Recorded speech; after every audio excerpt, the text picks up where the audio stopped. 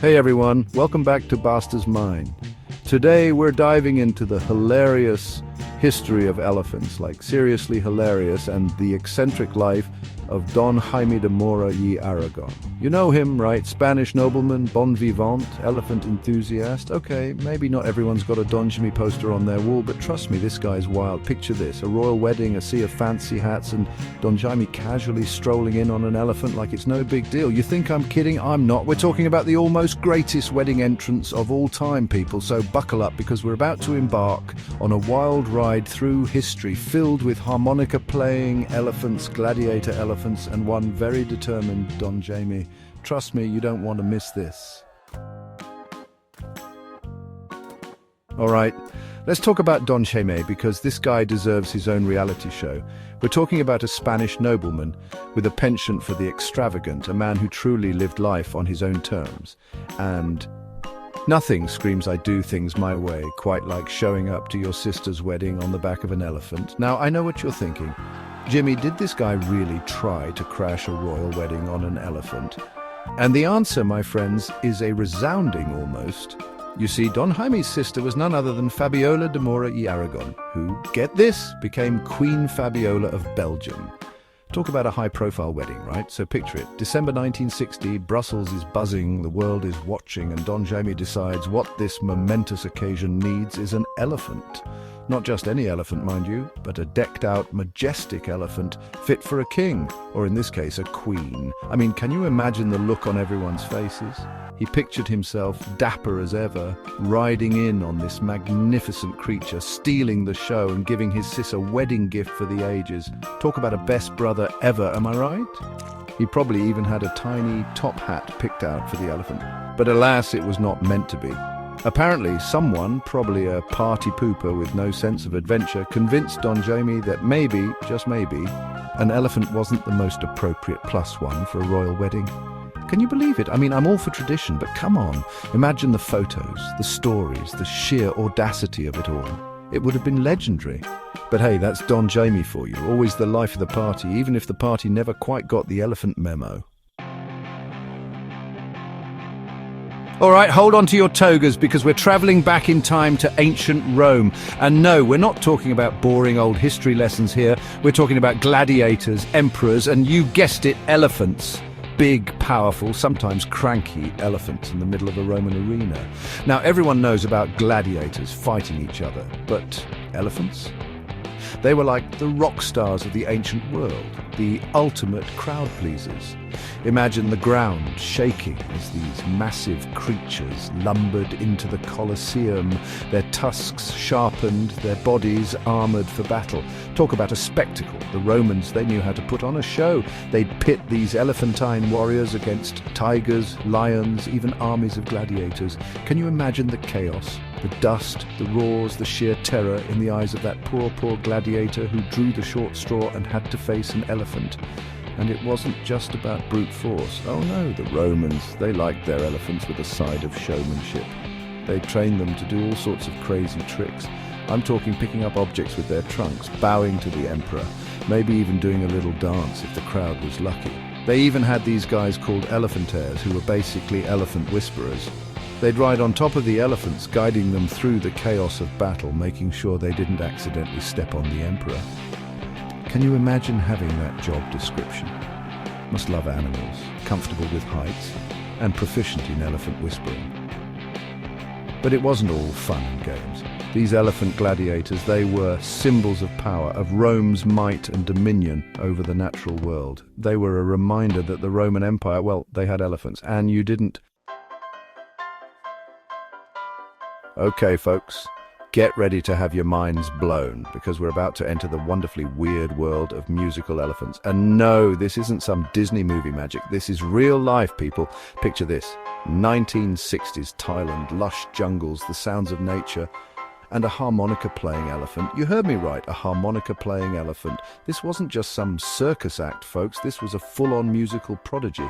This talented pachyderm, whose name sadly is lost to the sands of time, wasn't content with just munching on bamboo and taking mud baths. No, this elephant wanted to make music. And make music it did, blowing into that harmonica like a 4-ton virtuoso.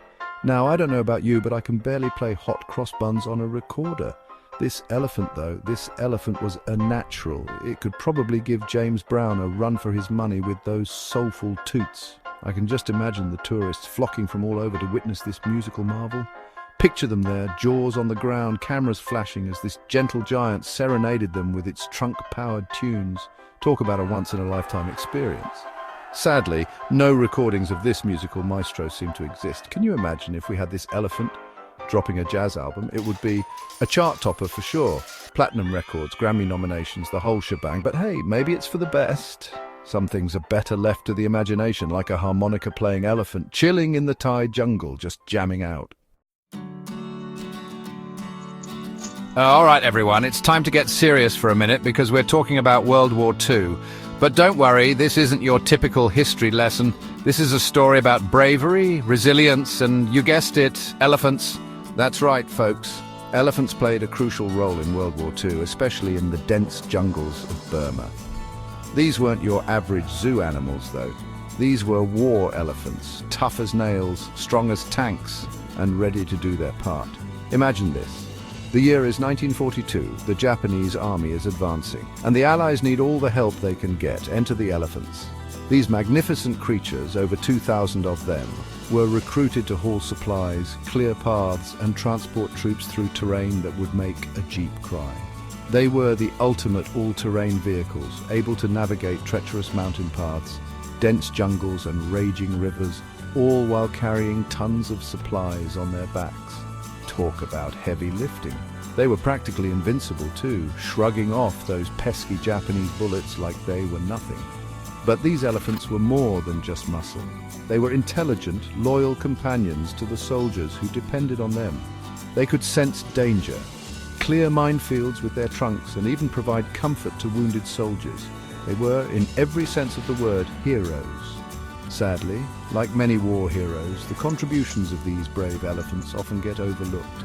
But trust me, their story deserves to be told and celebrated.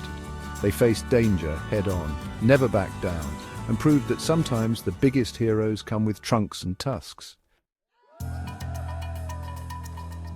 Get ready to meet the Beyoncé of the elephant world, folks, because this next story is all about talent, stardom, and one very special elephant named Hansken. Now, we've already talked about harmonica-playing elephants, but Hansken was on another level. This wasn't just any elephant, this was a Renaissance elephant, a multi-talented superstar who took Europe by storm in the 17th century. Imagine this, the year is 1637, and a ship from Sri Lanka arrives in Europe, carrying a very special passenger, a baby elephant named Hansken. Little did anyone know, this tiny pachyderm was destined for greatness. Hansken was a natural-born performer, a regular elephant prodigy. She learned tricks faster than you can say peanut. And we're not talking about your average lift your foot and trumpet kind of tricks. Hansken was out there doing the elephant equivalent of brain surgery. She could pick up coins with her trunk and drop them into a box, fire a musket, walk a tightrope, and even mimic human speech. Okay, maybe not actual words, but still.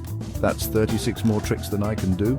She toured all over Europe, from Italy to England, performing for kings and queens, charming crowds with her intelligence and grace. People couldn't get enough of her. She was like the Elvis of the elephant world, mobbed by fans wherever she went.